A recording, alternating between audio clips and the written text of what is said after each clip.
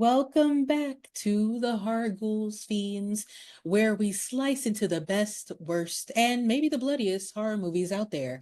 I'm T, Megan. and for today, we're getting in our dinghy and rowing straight into the eerie depths of 2020's The Night House, a chilling psychological horror that plays with grief, memory, and the terrifying idea of what might be waiting for us in the quiet of our own homes. Directed by David Bruckner, this film blends ghost story elements with slow burn psychological suspense. And Bruckner is no stranger to the horror genre. If his name sounds a little familiar, but it may not, it's because he's also the mind behind several notable fear-inducing projects. He co-directed the cult favorite The Signal from 2007. I have not seen that, but he did. And then he also terrified audiences with his segment Amateur Night in the anthology VHS from 2012, which I did see. And I love that series. Like all the VHSs, they're very good if I you didn't have not watch seen any of them. those, so maybe I'll add them to my They're list. oh yeah, they're good. They're All good. right. And later he earned critical praise for The Ritual 2017, which if you saw one of our episodes, we talked about a new movie called The Ritual, and we pulled up the little weird looking Yeah. thing The for that. cover, the cover. Yeah, yeah. So this is he actually directed The Ritual, which we I did not know Oh, before I picked this movie to review, but that is a Netflix horror about huh. grief, Norse mythology, and a creepy ass forest that you should never hike through. And most recently, he also reimagined Hellraiser in 2022 for Hulu, bringing a fresh and very bloody take on Barker's original Twisted World. Did you watch that? I did not. I don't have Hulu. I didn't watch it because anyway, no, Oh, we know oh, how I feel about oh, reboots. That I'm like, oh, oh. I need the original Pinhead. I need Frank with no skin. I need, I guess that's Yes. all I need, but You still. you need your flesh puppet, so it's I do. fine. Everyone loves the flesh puppet, right? I'm Right? glad we can bring that back. Yeah. Yes. Well, interesting. Okay. Well, with The Night House, Bruckner crafts a story that's deeply unsettling without relying on cheap scares. It is grounded in emotional trauma, yet layered with occult mystery and supernatural dread. Anchored by a powerhouse solo performance by Rebecca Hall, this film asks a haunting question. What if the person you loved most had secrets darker than death itself? So, grab your flashlight, hug your emotional support blanket, and let's step into the house where mirrors lie, shadows linger, and grief is a gateway to something other. Other. I like it. Yeah. Yeah. I was looking when you said a blanket. I was like, I wish I had a blanket around here. Shit, I don't have one. Right? Anyway. So, let me get into the main players of the movie. So, Rebecca Hall is playing Beth, who is the grieving wife.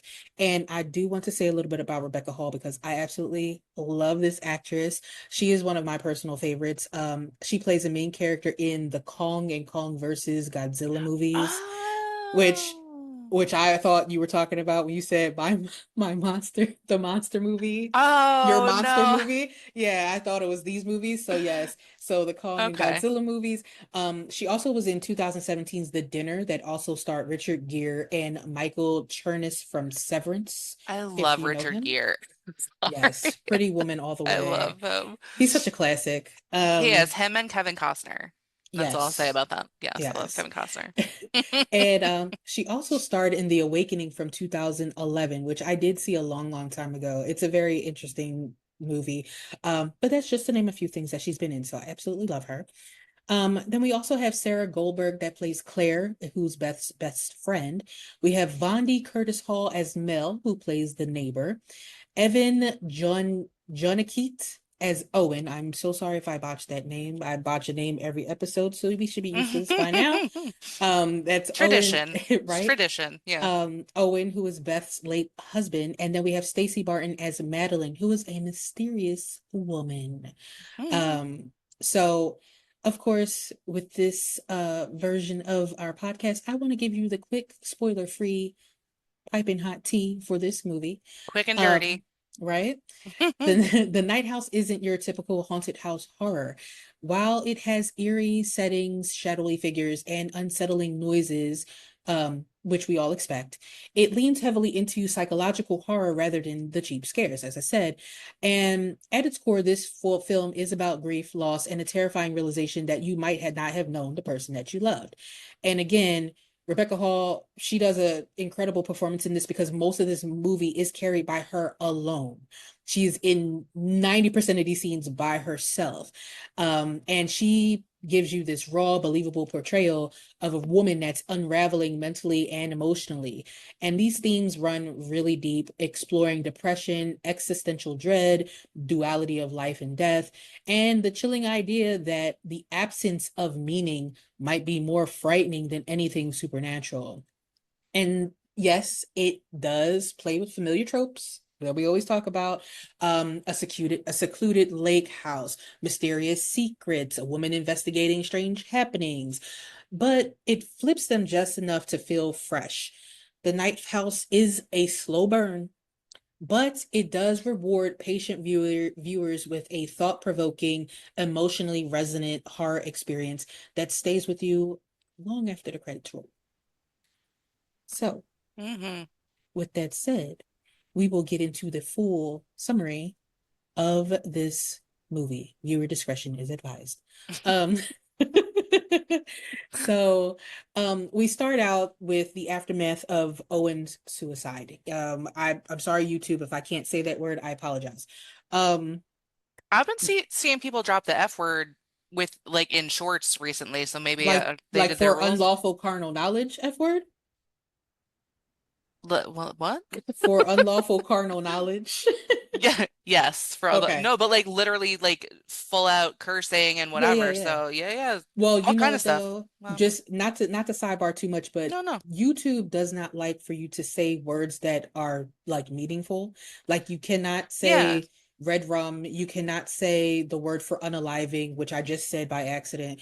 You can't Hopefully the say bot will just skip right over that yeah, part. we're not monetized at the moment, so it's not going to care. It's Fair it's enough. it's when we get monetized that all these videos will be backed up and age restricted probably.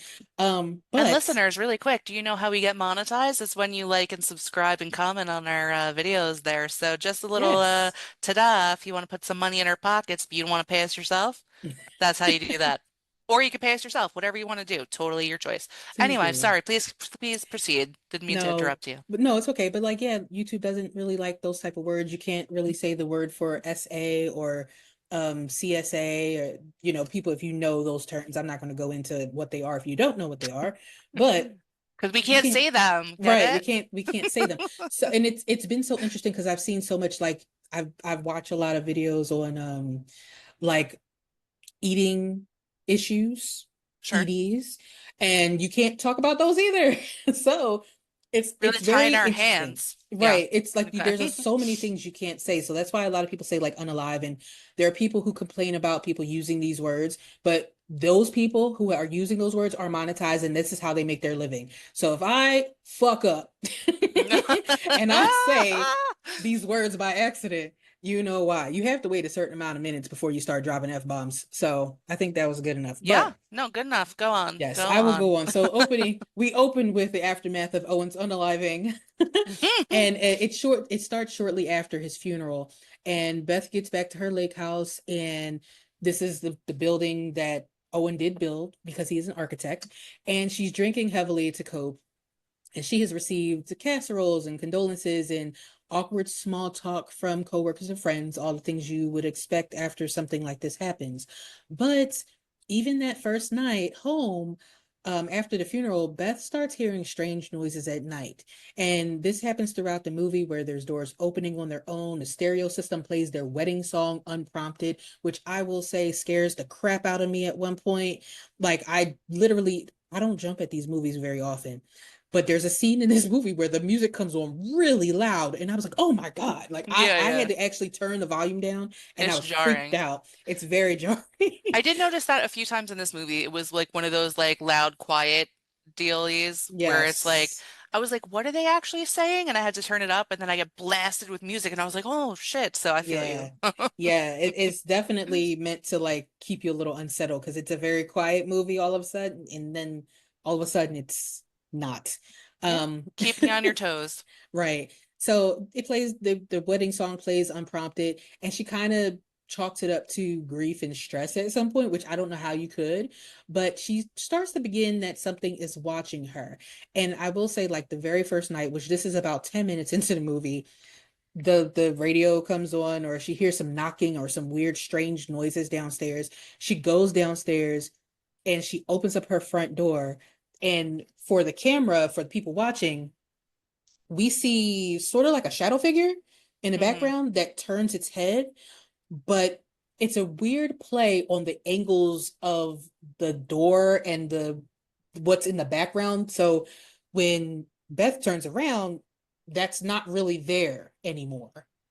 So it's like a weird trick of the eye, but it was something moving. Something It's did turn cool its head. though. It's a very Yeah, cool the shot. way they do that is definitely creepy because even watching it, I was like, do I see what I think I'm seeing? Like, is that my brain or is that actually the movie? So Hmm.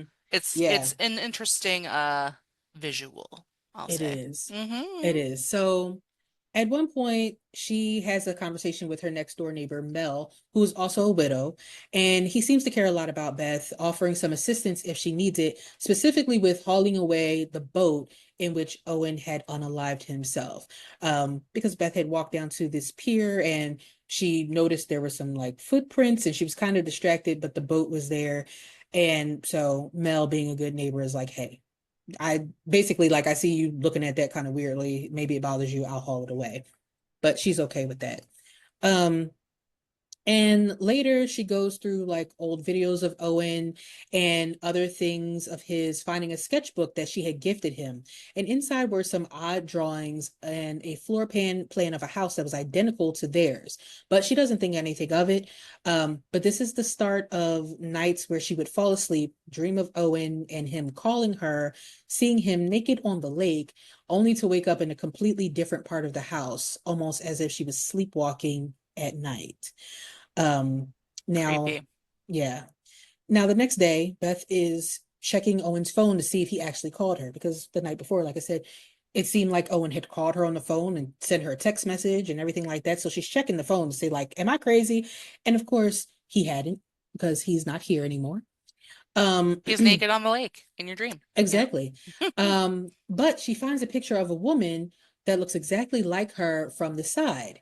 And she decides to share this concern with her friend Claire. And just because I'm not going to go into this too much, Claire and Beth are teachers at a school, so that's how they know each other. Um, so, that's her friend. So Claire tells her, this is nothing. You shouldn't be going through Owen's things anyway. Leave it alone. And so she invites her to have drinks with other teachers that night.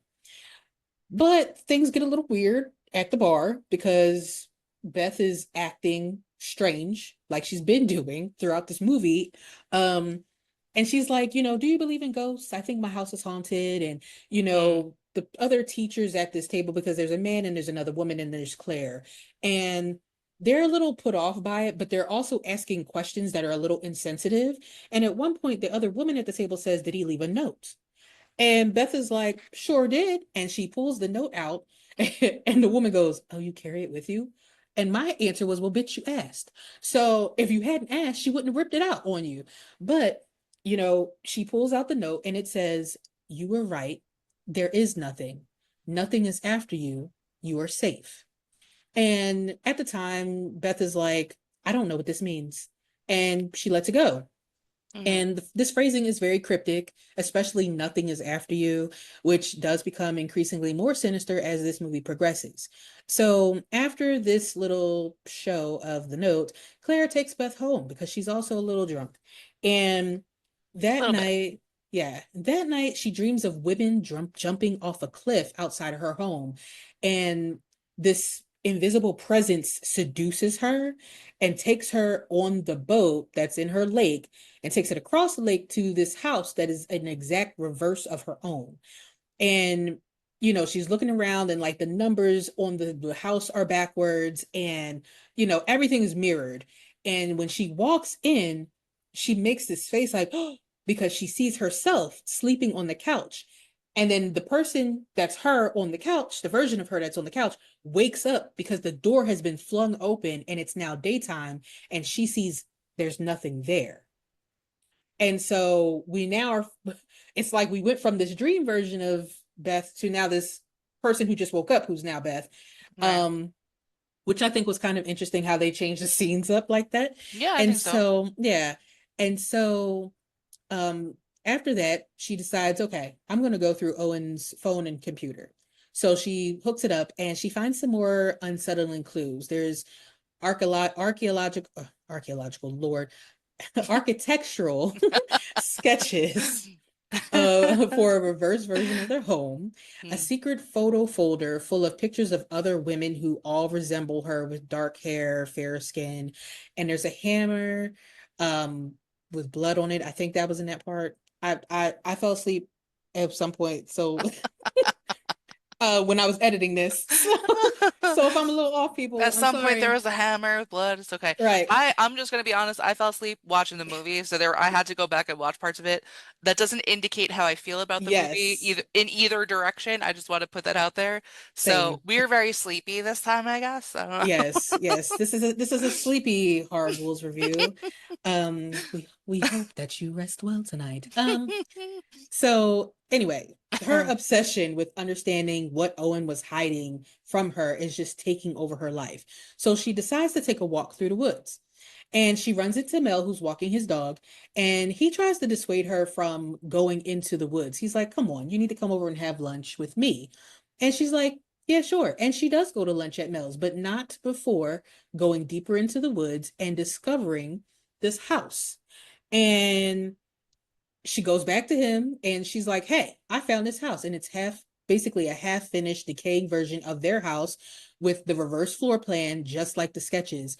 And she also finds some other disturbing elements like voodoo like effigies, mannequins arranged to look like sleeping women, and signs of some violent acts, perhaps. And Mel confesses he did see Owen one night in those woods along that path with a woman. But he asked Mel not to say anything, and he basically said, I have some urges, but I'm getting them under control. And Mel figured that he just slipped up. It was a one-time thing that he was cheating, and he claimed that he knew nothing about the other house, though. He never saw another house.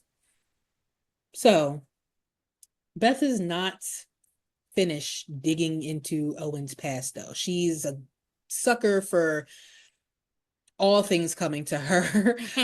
So she digs a little further and she visits a local bookstore where Owen had purchased several books on the occult, mazes, and the concept of Kedroria. I'm not sure if I said that right, but Yeah, when I was looking at it, I was like, what is that? I don't yeah. know. We don't know. We'll see. Yeah. So it's ritualistic labyrinths meant to trap or confuse spirits. And this is Beth's first real clue that Owen was involved with something that was more supernatural or psychotic. Either way. Either way, yeah. Right. So she also sees the woman from the original photo, and this woman turns out to be Madeline. And she does confess that she did not sleep with Owen, but they had drinks and that's it. And Beth leaves there and immediately goes to Claire's house to share the news. But Claire once again sees that Beth is declining and is like, look, you need to get away from that house. You need to leave this alone. Stop looking into Owen's past. It's not doing you any good. And Beth does agree and says, you know what? Yeah, I'm going to leave. I'm going to check into a place. And, that's it. So she goes home to pack a bag. But before she gets a chance to pack this bag and she's yelling at this entity in her house to talk to her, she hears a knock, knock, knock at the door. She's assuming it's the entity. But lo and behold, it is Madeline, who Owen had brought to the house at one point, which is how she figured out how to get back to her house, which is pretty fucked up, to be quite honest. A little For bit. yeah, I mean, if we assume that Owen is just cheating on Beth, for him to bring a girl to the house is really bold, really, The really bold. way that I would have crashed out when she was like, how do you know where to come? She's like, I've been here before. I would have Right, lost my mind. right, because she Yeah. says it very matter of factly. Now, Madeline is a very sweet, mousy little girl. Yes. She's so adorable. And when she says that though, she's like, "Well, I've been here before." Oh It's no. it's Yeah. like it's Like like you sweet summer child, you. Well, like, do you know what you're saying to me right yeah. now? I am Like crazy. I am drunk, and I will probably cut you. Like, probably. Yeah. Not a great moment. no. And Beth's attitude. Let me tell you something. The way Rebecca Hall plays Beth with the attitude throughout this movie. She's very blunt. She's very sarcastic. She's very matter of factly. In fact, like, I didn't put this in, but there's a there's a scene earlier where a parent comes in to confront her about a grade that her kid got. And Rebecca's not Rebecca, well, yes, it's Rebecca, but Beth says, like, I was out for a personal reason. And the mom is like, okay, well, my son was out for a personal reason. And Beth is like, you know what? My husband killed himself last Thursday. Pew. And the mom is like, I don't know what to say. She's like, so what do you want to be? And so the mom was like, well, and she's like, oh, you want an A? Okay, A. You get an A. And so the And the mom's like, mom's like, I'm that's not so what I sorry. wanted. And she was Right, like, B it is. Okay, B. You good? Are we right, good here? Yeah. right. And so, her She did that. attitude, She did that well. she did. And her attitude is so flat and so blunt. It's just like you can Yeah. tell that this is a woman who gives no fucks about what's going on right now. And Yeah. she's more concerned of why her husband did what he did and who he actually is at this point. Right. So Madeline showing up at the house, she was taking her life into her own hands. Um, but when Madeline comes in, she does confess that there was a little bit more that happened. That she got to the house, they had drinks, they started kissing, and Owen started choking her. And, even though Beth is Wait, is that not how listening, everyone's date goes? That's not not all the time, not all the time, okay. but I wasn't sure. Okay, proceed. but like Beth, though she seems kind of concerned, at the same time, that same blunt attitude, she's like, "Did he hurt you? Did he hurt you?" And Madeline is like, "Well, no, he stopped and he took me home and he said, he had urges, but he's okay." And she's like, I would have slept with him that night. I'll be honest with you, but he started choking me. So, I just also feel like it's weird to go around and like be telling strangers that you have urges. yeah, because Maybe Owen was you could telling keep that people part to this. yourself, right? He's walking around, he's like, sorry, I have urges. Like, Right. okay. It's like now you've told two people that you've had urges, but you did not tell Beth that. And Beth is like, all these people know about your urges, but me, like, Right. Sorry, stranger, just got the urges, that's all. right. So after that, Madeline goes head home, and Beth, now drunk again, goes to back to the other house, and it's pouring down rain. She's going in her rain slicker and her boots to this house, and she discovers the bodies of many other women that Mm, Owen has seduced and killed. wah, wah. And that freaks her out. She goes back home and she calls Claire, but Claire does not pick up. But she leaves this message telling her, all this stuff, not telling her what she saw, but she's basically saying, like, I wish you were here. I'm just, it's a lot going on. I wish you were here. And she puts the phone down, leaving it open. She never hangs up. Okay. So she says, you know what? I'm going to take a shower. And so she gets in the shower. And again, she starts to hear something. So she gets out of the shower, and one thing leads to another, and the entity is there in the room. Okay. And she's calling it, Pervert. yeah, Sorry. it's giving Invisible Man vibes, to be quite Yeah, honest, yes. because she like reaches out and she can put her fingers up against this invisible force. And she's like, oh my God, it's really you. Now she's never called this entity Owen at all. So she's just saying, oh my God, it's you, it's you. And the entity like pushes her up against the sink, and they're in the bathroom, and it almost seems like they're doing something or starting to do something, like the Right. entity must be touching her in places that we will not speak of. um and then she says, oh, and is it really you? And like I said, this entity has had a disembodied voice through most of this movie, and he's like, no, I'm not Owen. And she's like freaked out by that. Yeah. Well, you don't just go And touching random entities without knowing right, who it is. Like, come on. right. and That's and basic thus Ouija board Like, come on, Exactly. basic. Because you know damn well if you get a Ouija board or if you have an entity around or whatever the case may be, you don't ask who it is because it's not No, going to be who you think it is. And if you no. ask, are you so and so? Some of these will trick you and say, yeah, it's me. Now invite me Mhm. in. And once you let it in, which is another movie we should probably review one day. But anyway, if you let it in, You got to let the right one in. Ah, see what I did there? there you Ah. go. There you go. Yeah. That listen, and you know what's funny? Let me in and let the right one in are the same movie. Just one of them is like the original, one of them is the remake. Funny Hmm. enough. So There we go. anyway, yeah, you can't let the right one in You because can't. if you do, you're gonna find out. You're gonna f around and find out. Okay. So Yeah. Yep. with that being said, once she realizes it's not Owen, they have fisticuffs, they start fighting. And he is like knocked down, dragging Beth all around. He bangs her head into the mirror a few times, but also the entity starts showing her visions of, you know, it's possibly real or possibly fabricated of what Owen was doing to these women, like luring them into the reverse house and killing them. And she's seeing everything in like kind of real time.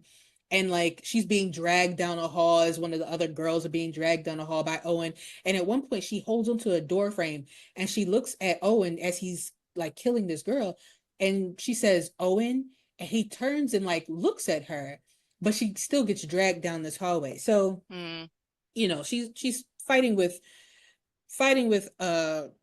this entity for a while, but then at it's and basically she then gets to a point where she walks into her house and it's Christmas time and Owen, her actual Owen, is sitting on the couch with a version of her laying in his lap and he's stroking her hair and she starts talking to him and it's not Owen, it is the entity. And the entity is saying, like, you know, well, she asked the entity, what did you do to my husband? Basically. And he's like, well, I whispered in his ear a lot of times, like, he needed to give you back to me.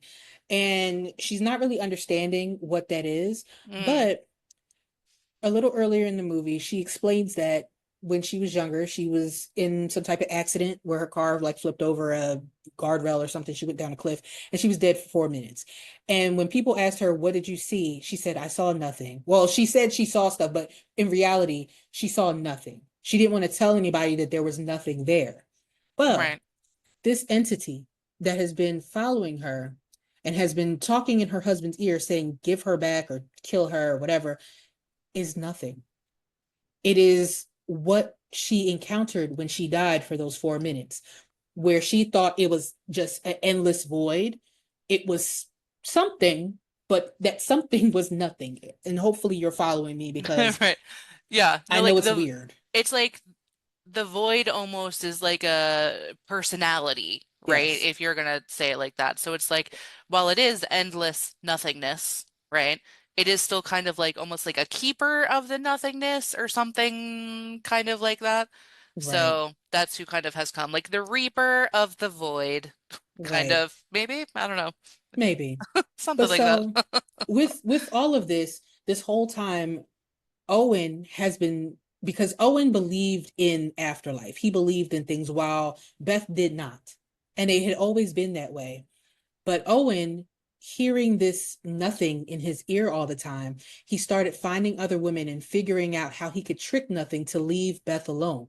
So that's why he kept sacrificing all these other women to trick nothing. Right. And so nothing said, and it worked for a while, but I figured out what he was doing. And Owen, in order to save Beth, took himself out, which is why we go back to the note. And if you read the note again, which I'm going to go back so I'll read it verbatim because I don't want to mess it up. He says, you were right. There is nothing. Nothing is after you. You are safe. Now, if we break this down, because remember, she said, well, there was nothing. And she had only told Owen this, that there was nothing. She never told anyone else. So she knew earlier on when she was telling the people at her job when they were having drinks that she didn't know what the note meant. She knew exactly what it meant Right. because she told Owen, yeah, when I died for that 4 minutes, there was nothing there. And that's why he's saying, oh no, you were right. There is nothing. Like nothing is there. It's something. It's nothing. But nothing is actually after you. Right. Nothing Not only is wants it you. there, but is Right. after you. And he thought by killing himself or unaliving himself, by doing that, it would save Beth and she would be safe because there would be no more nothing whispering in his ear to take her out. Right. And so, but not realizing that nothing is an entity all on his own. Nothing has an actual physical presence, even though we can't see nothing. Nothing has Nothing is all force. around. Yeah. Right. Nothing's probably right here right now or right there right Ah, now. Nothing might be that's watching you freaking me while you out. watch this or while you listen Yeah. to it, Or when you take a shower or when you go to the bathroom. right? Maybe. I firmly believe that ghost watchers take showers. I don't know why. I hate Because that they're though. perverts. Yeah, probably. That's I probably mean, true. if I was a ghost, I would watch people take showers too. So, I you know. mean, I stand by my statement. Say. So, so, with all this, she she's having this conversation with nothing, and all of a sudden nothing kind of like lures her into the boat where Owen had died. And she has the gun that Owen used in her lap. And nothing is trying to seduce her. And she's in this other world. Like you see in the sky that there's a red moon and there's a white moon. And so she's in the red moon area. And so in the meantime, while all this is happening, because it seems like time is kind of standing still wherever she's at with nothing, Right. um, Claire has now woken up. It's morning time. She heard this message that was probably a billion hours long because it was just an open ended message. And she's in the house and she's like screaming for Beth. She goes upstairs. She sees that the mirror has been bashed in where nothing has beat Beth's head into the mirror. And she's like, oh no. Then she runs into the basement and she finds the evidence bag that was supposed to have the gun in it and she sees it's missing. And now she's really upset. Meanwhile, while she's screaming Beth's name, Mel next door can hear Claire screaming Beth's name, and he's now alerted. So Beth Beth is still on this boat, and she's just listening to nothing say, listen, you need to come back to me. You left me all that years ago. You weren't supposed to leave me. And he's doing it. I'm not gonna say it's a he, but it is doing its best to Right. seduce her to come back to him. And she's holding this gun and she starts moving and everything. And in real time, Claire has run out the house and she sees her on in the boat on the lake, and she starts running. Mel has now come out of his house and he starts running. So they're both running to this boat. Long story short, Claire gets into the water and pulls Beth into the water, kind of breaking the trance. Even though honestly, it looked like Beth was probably not going to do it anyway, because she has the gun up at first, kind of facing her, but she Right. puts it back down in her lap like she's not going to use it. But at the same time, Beth pulls her out of that. Sorry, Claire pulls Beth out the boat, and they get her to, they swim to the dock, and Mel is there, and Mel's helping them get out the water and everything. And Claire is holding Beth, and Beth is like hugging her, and she's staring out into the water at the boat. And Mel says, what is it? And she says, it's nothing. And they show the boat, and you can actually see a Right. very weird outline of like a figure. It's Yeah. not completely materialized, but you can see it. But if you're not paying attention, you probably don't see it.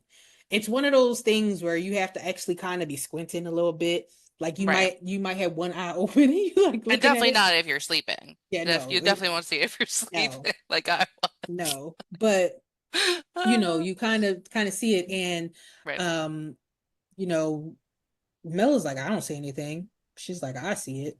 Hmm. And that's how our movie ends. Finn. There we go. Finn. Finn. So before we go into our thoughts about this movie, I'm going to put a spoiler alert right here. I Right am here. I am Spoiler. I am going to spoil a movie that has recently come out. And so if you don't want to hear what I'm about to say about the woman in the yard, please go to the next timestamp because there are timestamps down below. So you can click to the next part, which will be our thoughts about this movie. But you've been warned, so I'm giving you 5 seconds. Five, four, three, two, one. All right. So we did rant about The Woman in the Yard, but we did not go into detail about this movie. But upon watching this movie, The Night House, I realized that it had some very, very close parallels to that movie. So, for one, I'm not going to go into extreme detail about The Woman in the Yard, but I will talk about the things that are paralleled. So, in The Woman in the Yard, there's a section where there's an alternate universe, which is similar to The Night House, where the woman in the main character in The Woman in the Yard is able to see her husband. All the clocks are backwards and the words are backwards and things like that. The same way where Beth in this movie, when she goes to the alternate house, things are backwards and her whole Right. layout of her house is backwards. There's also this whole entity situation where the woman in the yard, and this is, if you watched our rant, this is what kind of pissed me off, part of it, This really because pissed me off. Yes. Go on. because the entity of the woman in the yard was an entity throughout 90% of the movie until she wasn't. Okay. And I'm going to leave that part at that. In the Night House, this entity is an entity the entire time. It doesn't become anything else. It's still nothing. The whole time it's been nothing. It started as nothing. We didn't know it was nothing, but it started as nothing. It continued as nothing. Right. It pretended to be Owen, but it ended as nothing as well. It's always going to be nothing. But there's still an entity involved with trying to seduce someone into taking themselves out, which is what was Right. happening in The Woman in the Yard, too. The only difference is that one person survives and one person probably doesn't. The Woman in the Yard kind of leaves an ambiguous ending for you to decide what happened to that character. In The Night House, clearly we see that Beth has survived. Right.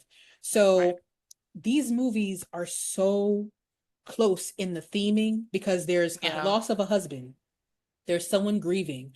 The only thing I will say is that in The Woman in the Yard, there's no side plot of the man killing people, cheating, stuff like that. There's No, nothing going on like that. no, no. It's all about But like the mom, yeah, really, and the woman in the yard. It's more focused on just like her. So, yeah. And I mean that's the other difference between these two movies. Beth didn't have any kids with Owen. The Woman in the Yard, that character, she had two children. So, there was more. I think the stakes were higher in The Woman in the Yard because there were kids involved. But excuse yeah. me, with this movie, it was still the same thing, an entity trying to persuade someone to take themselves out. And so I, It, you know, yeah. No, I was just gonna say, like, if we're gonna spoil it, or let's just fucking spoil it, right? I'm gonna say, I know you said I'm gonna leave it there. I'm just gonna no, say go this ahead. because the same thing bothered me about the woman in the yard is that the entity, which appears to be the entity the whole movie, and the kids see the entity, the kids interact with the entity, Yes. turns into the woman who, God, I can't remember the character's name, the mom's like manifestation of grief. That's how it turns Ramona. into. Ramona, Ramona. thank you, thank you. Yeah. Yes, Ramona, it's like her manifestation of grief, right? Which doesn't actually make sense because then how are the kids seeing this thing? Does she manifest like a poltergeist? It doesn't make any sense, right? And Whereas in this movie, it is like for lack of a better term, it's an entity or a ghost the entire time. They're never like a, aha, gotcha. We're really right. smart because it really was Beth's imagination or like her manifestation of grief the whole time. So that's definitely where these movies diverge, but there are a lot of parallels Yeah. otherwise. Yeah. Yeah. Not to mention in The Woman in the Yard, I feel like the entity there wasn't just her manifestation of grief, but it was also her manifestation of depression. Because Yeah, yeah, earlier yeah. on in the movie, the woman in the yard shows up before she's in the yard. So she's in the Yeah. movie prior to that. I agree with that. I So definitely yeah, agree. But that's the thing also about it, not to go back into our whole rants about it, because you can go back to that episode to see that. yes, But that's one of the things that makes the movie very confusing is because it seems, for all intents and purposes, that it is an entity. But then it's like, no, we got you. This movie is so smart. We're so smart. We made a weird movie, right? So, yeah. And I mean, so yeah. it definitely, because the ending of The Woman in the Yard is ambiguous, it left many people wondering, did Ramona take herself Right. out? What Did actually Ramona not happens? take herself out? At the end of the movie, the whole thing is just like in the Night House, the alternate reality, everything flipped on the other way isn't necessarily real. Like, Right. yes, there is a house that Owen made in the woods that is the opposite, but it's not completed. But there's a whole section where Beth has a dream, like a real live lucid dream, where she's in this opposite house that's completely built and it's completely different. It's the same thing with the woman in the yard, there's a whole section, but nobody's dreaming. Nobody's dreaming in this. Right. There's a No whole one's dreaming. section where she walks somewhere and there's a whole flip of her house. And it's it almost seems like it represents like an afterlife or what could be, because Right. at the end of the movie where people are debating, they don't know of whether they're in that backwards world or not. Yeah. Okay. And so there's a possibility that maybe she's not in the backwards world, which would mean that she didn't take herself out. She's still here. But she might be in the backwards world, which means that she did take herself out. So it's Right. up to you to decide what happened with that movie. And that's another reason why when we were talking about, we said it needed a trigger warning, because you watch the whole movie not realizing that it's getting to that point at the end. Well, and then all of a sudden it's very clear that there is kind of a ooh side, right? Left Yeah. out the S. Ooh. Um, and it is if you are a person that's definitely why we said it. If you are a person that's like a way you've ever felt, or it's a topic you're sensitive to because for whatever number of reasons, um, they made the point so clear and visible that it could easily trigger someone Yeah. wildly, right? So it's like you really don't know going in, and it's like there isn't any kind of warning, so that is a little like troubling, I feel, but Yeah. And I mean, if you look at any actual review of The Woman in the Yard, because there's plenty of spoiler reviews hmm out there, almost everybody else that I've watched, all of them said there needed to be a trigger warning. Okay. really, Yeah. Like wow. I watched at least like 3 to 4 other movies. There was only one person who, first of all, praised the movie for being a great movie, which I'm not gonna say it's a great movie. It was, like I said, we talked about it before, Yeah, but we that was the only person who didn't say it needed a trigger warning. But he was so caught up in like giving the accolades and everything like that, and talk about how smart it was and how good it was, that he didn't even address like that acknowledge. part. Yeah. Right, he didn't even acknowledge that part of it. But everyone else that I watched, as they were breaking everything down, they were like, this movie really should have had a trigger warning, because you Yeah. don't. One person in particular said, I went into this movie with no expectations, but I didn't think it was this. And had I Well, known it was right. this, I might not have watched this movie. Yeah. But knowing what it is now, it's like it's too late. You can't just leave, because where the trigger warning should be, it's the end of the movie.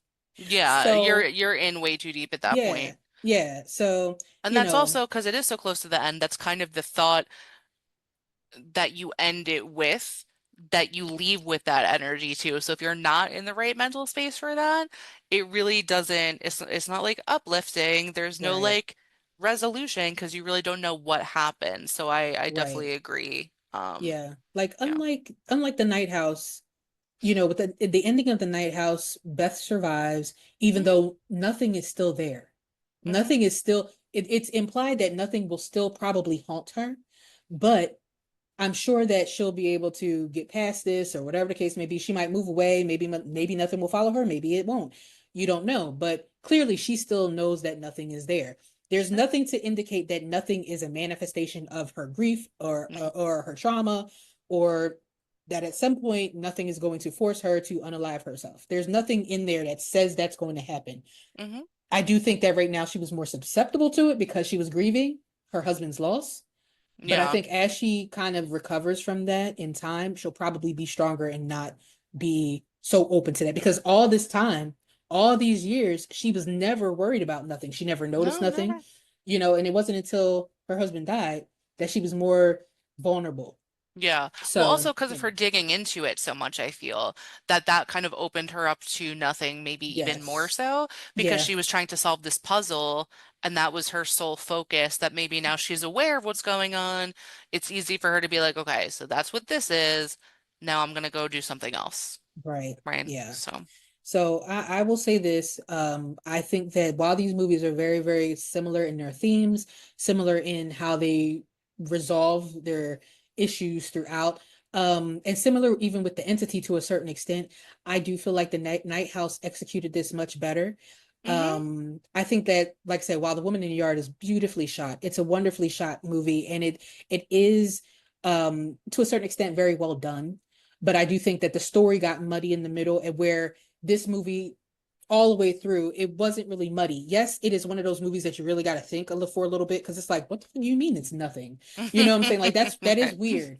it's weird that nothing is actually something.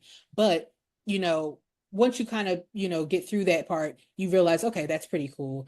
But yeah, I think that, this movie definitely did a little bit better. So with that said, end of spoilers. I will go into our thoughts. So And what did you think about this movie? so it's like I have to applaud. So I'm not one of those people that's like tropes, like meh, whatever. Because we have discussed repeatedly that, that's part of it. But with that being said, I appreciate like creativity. I appreciate when they go out of the box a little bit. I did find this to be like more unique, so I appreciated that. Is it like my favorite kind of like horror? No, but it's like I still thought it was well done. It was creative. It was intelligent. And I also agree that I think similar themes to Woman in the Yard, but executed better. Um, you didn't really know where it was going because there were even parts the way they were making it with Claire, the friend, that I thought it was going to be revealed that Claire was having an affair with the husband Yeah. because she kept trying to like deter Beth from looking into it. She's like, "You don't need to look through his phone anymore." And I'm like, "Does she have a guilty conscience? Like once thought about." Um, so I appreciated it for those reasons. I thought it was interesting and well done. And like I said, the fact that I fell asleep had nothing to do with the fact that like I liked it or didn't like it. Like I thought it was interesting. Um yeah, no. That's my 2 cents. What about you? What do you think? Yeah, I really did like this movie. I've seen this movie before, and the first time I watched it, I just kind of watched it on a whim. I didn't know anything about it. I saw it and I liked Rebecca Hall, and so I said, all right, well, I'm just gonna watch it. And I thought it was good. I thought it was an interesting take. I saw this prior to me actually watching the remake of The Invisible Man. So I didn't have that Invisible Man reference to go Was off that of the at the time. Did you watch the Kevin Bacon Invisible Man or the more recent one? I saw the Kevin Bacon one, but I'm talking about the most recent one. Okay, I missed that one, but yeah, the last Yeah. Invisible Man I saw was the Kevin Bacon one. That's funny. And I just wanted to ask. I felt like the Kevin Bacon one was kind of like hokey to a certain extent. It was, but Yeah, that's why I liked it. yeah.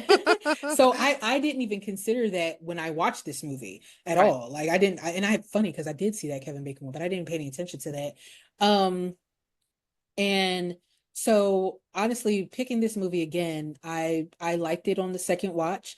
I I hadn't watched it so recently that I remembered everything that was happening, but Sure. as I started watching, I was like, "Oh yeah, I remember this." And I Hmm. definitely didn't remember like the fist fighting part with the ghost and dragging down the hall. Like I didn't remember any of that. So I was like, "Oh, I knew there was a scene where a mirror she was going to get smashed to a mirror, but I didn't remember anything else after that." But I thought that the acting was really good. I think Yeah, Rebecca Hall, considering she did this movie, like I said, almost 90% alone. 90% of the scenes are her talking to an entity, fighting with an entity by herself, looking at stuff. She does a really great performance considering she's not always talking. A lot of it is done through silence. her silence. It's done through her body language, her looks, her crying, and when she is talking to the entity, even like how scared she is or how, distraught she might be. It really does show, and she did a really good job displaying the different emotions throughout. Like I even caught I myself at agree. one point, like watching how she was crying. Like I kind of took myself out of the movie for a minute, and I'm like, does she seem believable when she's crying? I really wanted Right. to pay attention to that, and I felt like it was the scene where he had called on the phone and was like come downstairs. It was the come downstairs one. That was creepy AF. Yes, it Yeah. was. Because the music, that was the part where I jumped because the music started blaring really loud. And then all of a sudden, like on the phone, it was like, come downstairs. And I was like, oh my God. But then when Was she it started to go, was it in all caps or was that am I I making think that up? it might have been in all caps. I I don't don't remember, remember. but But either way it either was creepy. way, Yeah, yeah. because when she It's started to creepy. go downstairs, everything shut back off. Yeah, Like then she everything was turned like, off. "No." But like No, she was thanks. crying in that part, and I was like, oh, I was like, yeah, that does seem kind of believable because it's like if I thought that, somebody I loved was like trying to reach back out and, Hell and yeah.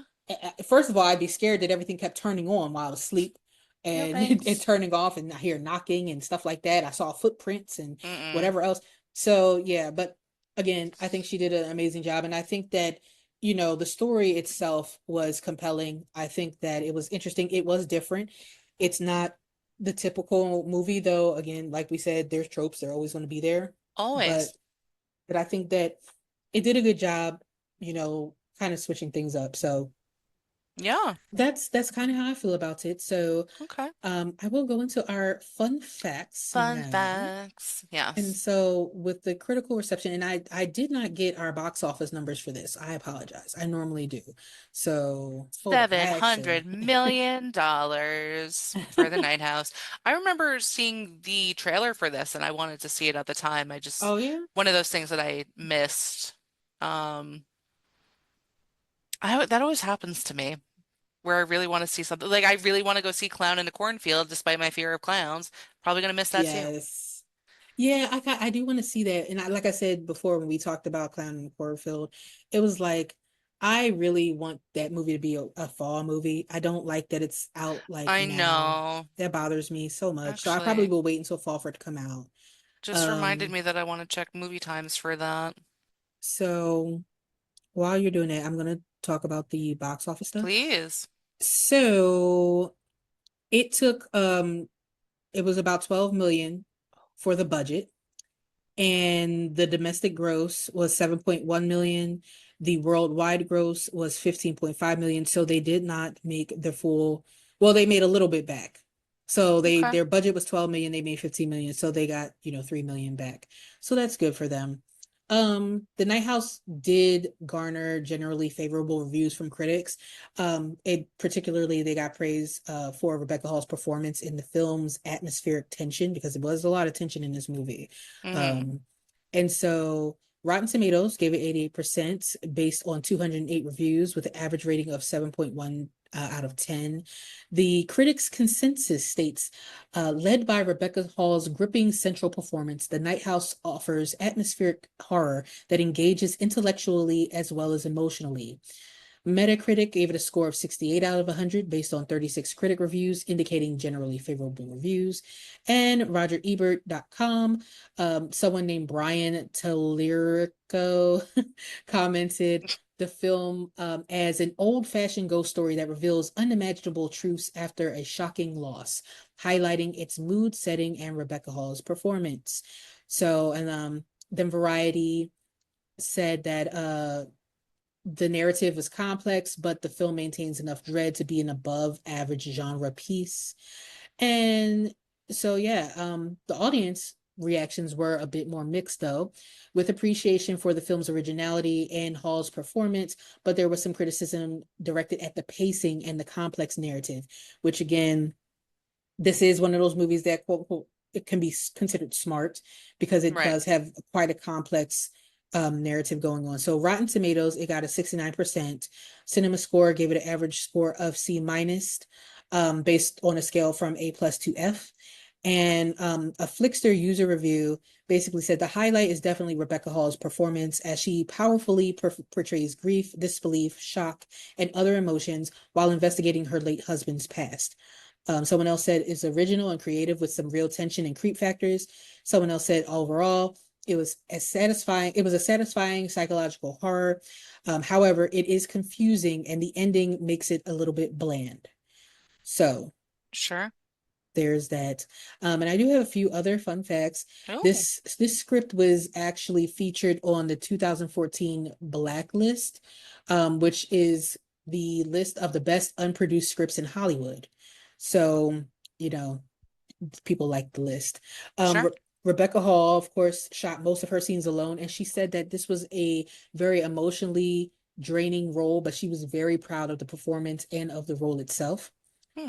The mirror scenes on set, like everything that was opposite, Mm-hmm. they were built on set. They were not CGI, and so they built everything twice to add to the practical eeriness of the movie, which I thought was Wow. pretty cool. Yeah, that's cool. And so they had three different sets. There was the regular house, the actual the house that was built and inverted, and then the decaying house that was in the woods. So that's cool. And the composer, I always got to talk about music. The composer, Ben Lovett's haunting score was made with reversed piano samples to match the film's backward vibe, which is interesting because I have to be honest, I didn't really notice the music throughout this movie too much.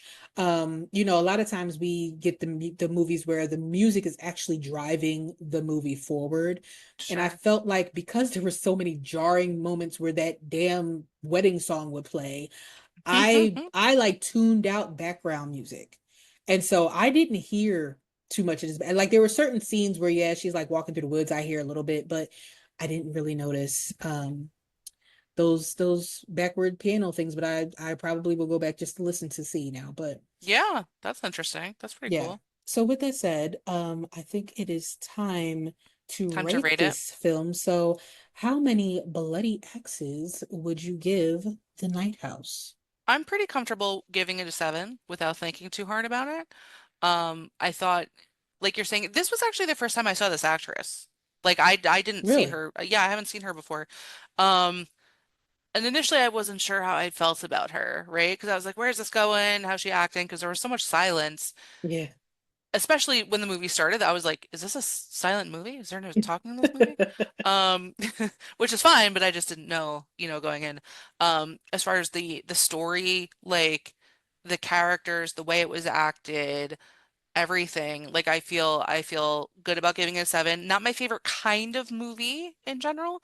Um, but still enjoyable. Like I think people could enjoy it and hopefully stay awake and not have to rewatch it back to get the parts they missed. Not mentioning anyone in specific, but yeah, 7, 7. What about you?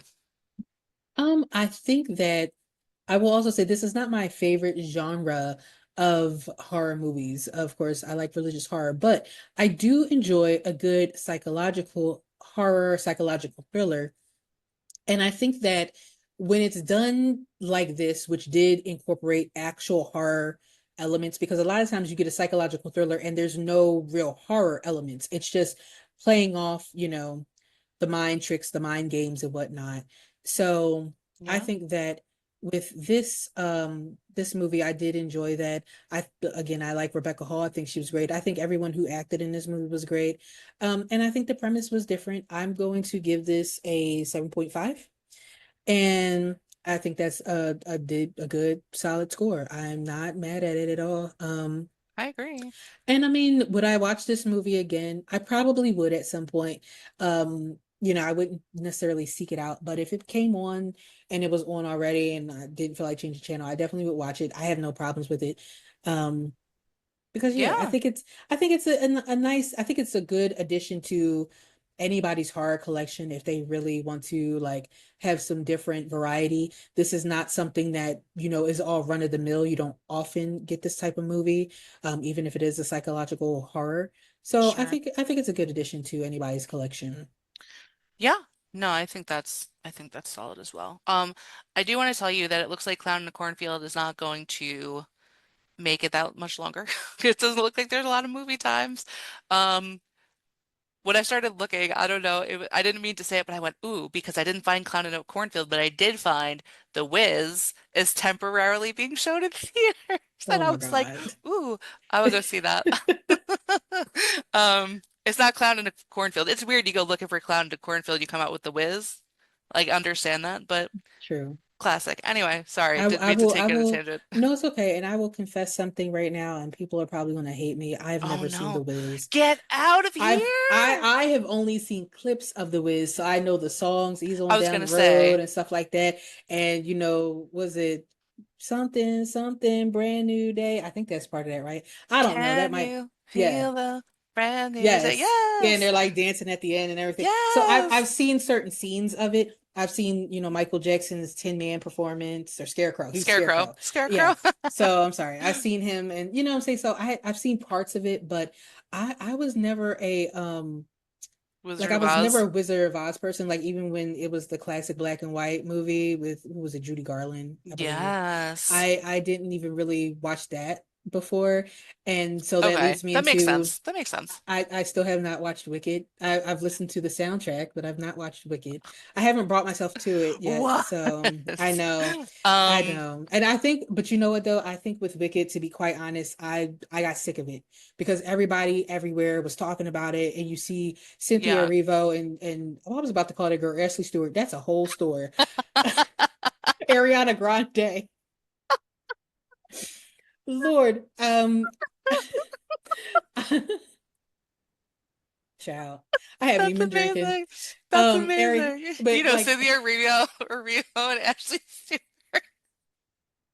That's really good. oh my God, but Uh, Ariana Grande, like I was so sick of seeing them everywhere. I I was get sick it. of the movie. Holding the finger during the Yeah, and press it's tour. like they're holding each other's hands. We have tattoos on each other's hands, and we put them Yeah, together, and they kiss each other. Whatever I they were get saying, it. I you know. definitely get it. Yeah, so I think that I with this movie, once the hype completely dies down, which is probably going to be after the second one that comes out this fall, Yes. because they're already Um, starting to ramp up I stuff just for saw the that second one. poster the other day and they both look really good because they're older in part two. Oh, I So didn't see that. Cynthia Erivo has long hair and a really cool outfit. Ashley Stewart looks okay too, but Cynthia Erivo looks really good. I love her look. Um, and I come from that as a from a Broadway perspective too, that I'm like when they take Broadway and make it a movie, it's usually like meh. But I'm excited to see it, but Yeah, not but you like really actually liked this movie when you saw it. You thought it was good, right? I thought it exceeded my expectations because I go in with like low expectations. Like when they made Cats into a like please, that was dumpster Okay, fire. look, we I know, but that even that that's honestly, horrible. That was horrible. I know a lot of people loved Phantom of the Opera, the movie. I know that they did. Gerard Butler did not do it for me as a Phantom purist. But I know a lot of people who like the musical who love that movie. But it's like for me, I'm hard to impress. I'm just gonna be honest. I'm hard to impress. But Yeah, I, I, Butler is not the well, the Phantom that I want to well, no, see because he's either. also an amazing singer, right? Like that's like the role on Broadway. It's not easy to do. And Gerard Butler is like, meh. Even like some of the people they cast in the Les Mis movie, like what's his face that I can't think of his name, I don't know because who's not a I singer, who played really? I'm having total Broadway amnesia right now. because it's Hold funny on. because I immediately thought of Anne Hathaway as soon as you said that. Ashley Stewart. Um, Les Mis movie. It was Kurt Russell. I just pulled it up and I got there. Oh Oh yeah, no. yeah, Russell Crowe. Russell They Crowe. cast as Javert in Les Mis. And if you're a Broadway person, which I feel like if you're here, you're probably not a Broadway person because you're here for horror movies. That's one of the leads, and you also need to be a strong singer. And he was not, and he was monotone, and I feel like they just wanted his name to sell the movie. Yeah, Um, Russell so Crowe it's like isn't even that great of an actor, to be quite honest. Hugh Jackman was good in that movie. Hugh No, Jackman can sing. I about to say Hugh Jackman wasn't he in the why was oh my God, The Greatest Showman. He Well, was good in The Greatest Showman. yeah. So yeah, but I feel you. You're not really like a musical type of person, and that's fine. Like when I was little, I was so hardcore obsessed with The Wizard of Oz. Like, you know how little kids play dress up, right? I had the little ruby slippers I would wear around the Aw. house, like stomping around the house. My mom made me a dress, the blue and white plaid check Dorothy Oh, dress. you had a Dorothy dress. I wore that shit everywhere. Um, so yeah, so I love that. I like The Wiz and I love Wicked, but like it doesn't become my whole personality. No offense to anyone who really adopts that as their whole thing. Anyway, we took a Broadway and musical movie tangent. Also fun fact, not non-horror, Lilo and Stitch is coming out soon. Stitch As looks a so cute as a what? As a real as a live live action? action. So real people, but the way they did Stitch, because he's obviously CGI, like obviously, but he looks as close to the cartoon version as he could possibly look, and he looks really, really cute. So if you're a little weirdo and you want to go see a cute, family-friendly Disney movie, that one looks fun. So, Yeah, I again I have not seen Lilo and Stitch. I oh, Oh, I used to work at Payless, and that was like all the rage for the shoes at the time. really? Yes, like the kids came in, they loved that and Cars. They Sure. were all over it. But I Interesting. think I saw in the beginning some of the people they were casting for Lilo and Stitch. I did not Hmm. see the actual Stitch monster though. Oh my God. And it's So just cute. like the whole thing with Moana, and Moana Yeah. live action, and it's like you did Moana 2, and then Moana live action like back to back. And I Well, thought that was even weird. even So, having the original movie, it's like one of the more recent Disney movies, and then to immediately be making two and the live action because we see our live actions are usually from older movies. We've right. seen like The Lion King. Now we're getting Lilo and Stitch. Like I can't, it's hard to watch those, but s- Listen, I don't I know. will say this. I am because remember I did not start watching horror movies until I was in my 20s basically. Right. I was a Disney kid. I watched mostly Disney movies and Jurassic Park, okay? And so For listen, balance, right. the original Lion King, okay? That is Amazing. my absolute favorite Disney movie of all time. It's so good. So when those people, and I'm not gonna say no names because I'm not trying to get hurt, when those people decided that they were going to make a live action version of it, I was Mm-mm. so disgusted. And they didn't even keep like the right songs in it. They made new songs to go in it. And I No. understand like updating stuff, but my whole thing is don't mess with a classic. It's just like the new Snow White that came out. I did not see it. I know there Mm-mm. was a lot of um Controversy. controversy about the skin color of Snow White, which is dumb, just like with the Well, Little Mermaid. I heard a lot of controversy surrounding the actress, not because of Yes, her color, because she sounded super entitled that and too. flippant when she was doing interviews. And I watched some to see. I was like, surely not. And then I saw her attitude, and I was like, oh, now I kind of don't like her either. Like, Yeah, I don't know. It was like yeah. sound bites though, so it was like you really shouldn't judge off that. But like, Well, her attitude was nasty too. I will say that. yeah. Because I did see a few of those. And then I said, well, karma comes back because when she went to go view her movie, she was the only one in the theater with like a Ooh, few of her friends. And she went to a public movie theater. It's not like she went to like she bought it out, but there was nobody in there except for her and her like yeah, six friends. karma. So yeah, so I was just like, whatever. I personally, I mean, I've seen Snow White quite a few times. If you listen, like I said, classic Snow White, Sleeping Beauty, The Lion King, The Little Mermaid, Beauty and Beauty the and the Beast. Beast. Yeah, Yep. you get into all those. Pocahontas, Mulan. Mulan. Yeah, yeah. Yeah. And I will say I'm I with was you. phasing out when we got to Mulan. I did see Mulan though, but That was one of the last ones I saw. But then I yeah. did see when The Princess and the Frog came out because I needed to know. And And they based a lot of it around beignets and it was I still beautiful. have to see that because That's a good one. Do you I recommend? like the guy. I like the song that the guy sings that he's like the Papa Legba version. Yes, that's what I I was gonna love that say. song. I saw Yeah. that. So, but yeah, but when they there are certain movies like I wish they would stop. Like the live action Beauty and the Beast was not that great either. No. The Little Mermaid I did not see, but I heard it was great. I just didn't. I don't have a want to see Interest. it.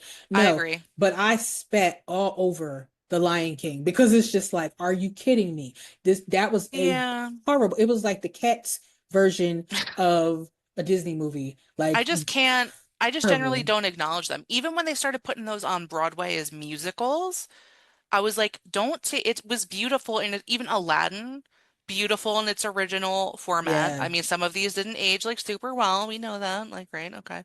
But but the same thing, like especially with God, you the voices that they cast of the original Lion King characters, like you cannot Jeremy ever do Irons. better. James Jeremy Earl Irons. Jones, Yes. Like, come on. you can't do Come better on. than that. Even Nathan Lane. Yes. You just can't do any better. You just can't. So for me, when it came out, I was like, I can't. And also after the trauma, because I think I was probably just right in second grade when that came out, watching the trauma of Mufasa eat it, having to watch a real looking lion go through that, I would have been, as an adult, like throwing up. Like I would not been able to handle Yeah, it. I personally, I think that was probably one of the saddest movies, Oh like my the saddest God. part of a movie I've ever seen. And like that, and I don't really get so sentimental, but that ripped me apart, man. Like when you see like Simba down there with his dad, and I'm just like, oh my God. But I will say that I'm a Scar fan. I like villains. So I That makes mean, sense to me. yeah. So I Be at the same prepared. time, that's favorite song of all time, okay? It's a really Favorite Disney song of all time. We want meat, yeah. lots of meat. I do love the Give me meat. hyenas and like Yes. Ed's cackle, and they're like Ed, and he's like, "Wah!" Like he's crazy. I love him. Yes, there Um, that's it's so good. But like, yeah, I just stop with the live action shit. I'm I'm with sorry. you. Now, I That's okay. mean, if Lilo and Stitch is interesting, perhaps. It looks Um, so cute. Like it really does. Um, that was one of what I used to have.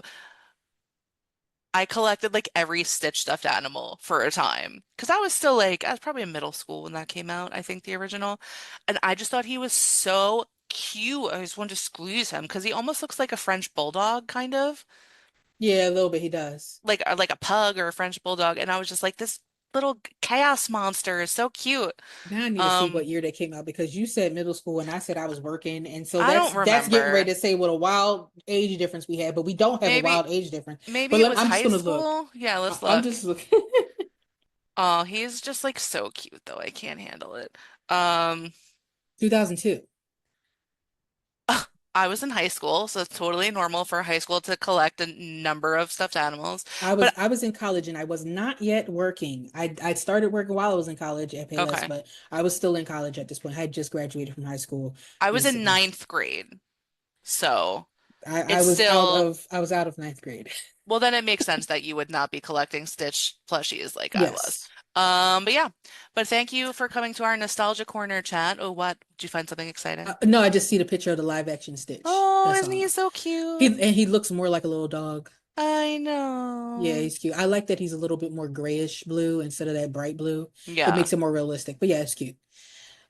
He's like cat-like, and though he's like a little like terror, and Yeah. that's one of the reasons I like him is because he's like up to hijinks and stuff. But Lilo and Stitch is funny. There's a scene where Lilo's doing witchcraft. I saw that She in the put her friends in a movie before. jar. Yeah, Yeah. yeah, yeah. Her friends were mean to her at school. She made spoons resembling them and she put them in a jar and shook up the jar. She's like legit doing witchcraft in that movie, and I love her so much. Yeah, There's a little bit of horror in your Disney movie for you. So, always, always. but yeah, that movie comes out May 23rd if you're interested in watching Lilo and Stitch. Um, so yeah, there's your plug at the end of the horror There's our plug. ghouls, At the end of the Harkles, our promotion of Lilo and Stitch, because that's what you came right? here for, right? Exactly, exactly. So I don't have anything else. Do you Nope, have anything else to add? nothing. All right. So, and with that, that's going to wrap up our descent into the Night House, Disney, and all things Wizard of Oz and Ashley Stewart.